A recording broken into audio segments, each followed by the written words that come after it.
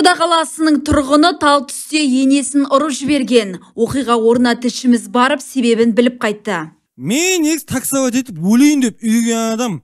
Анау релакс компаниясының массажерларын алдыртып қойғанмын ғой. Енді қақиып 16 сағат күніне мәш айдаймын. Ана қатында массаж істеуге жарамайды. Қайта айтайыншы. Мен таксовать етіп өлейін деп үйген адам. Анау релакс компаниясының массажерларын алдыртып қойғанмын ғой үйге. Ана қатында массаж істеуге жарамайды. Қашан барсаң да өлім сүйтті отырады. Сонымен үйге барып, массажерға отырып, аяғымды, балтырымды, ана арқамның сүйегіне дейін бүйтіп оқалаттырып аламын ғой деп қиялдап келатырмын. Кәшке енем отырып апты. Организм сау отыр. Организм дей ма бүйтіп аушып отыр. Тұрсай түсем, тұрмайды. Жай айтам, тұрмайды. Қолына созым, бұрқылдайды. Енең ішіне сенің енесі. Алдында аузына теуіп, бетіне секіріп тұрдым. Мен релакстың массажерлар үшін до конца барам, надо будет.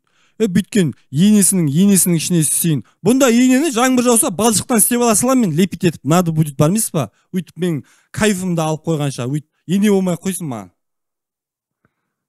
Ене болмай қойсын дегенде. Импровиз дейсің ғой. Өкінішке орай көп болатын жағдай біздің массажерларымызға өсіп таласып қалып жатады. Талай жерлерде даудамай да болып жатады. Осыған байланысты азаматтар таласып қалмас үшін бірнешеуін алуға мүмкіндік береді. Релакс компаниясы үлкен жеңілдіктерді жасап тағайындауда. Жазира Масажева, Анель Укалаова, ПТК арнасы.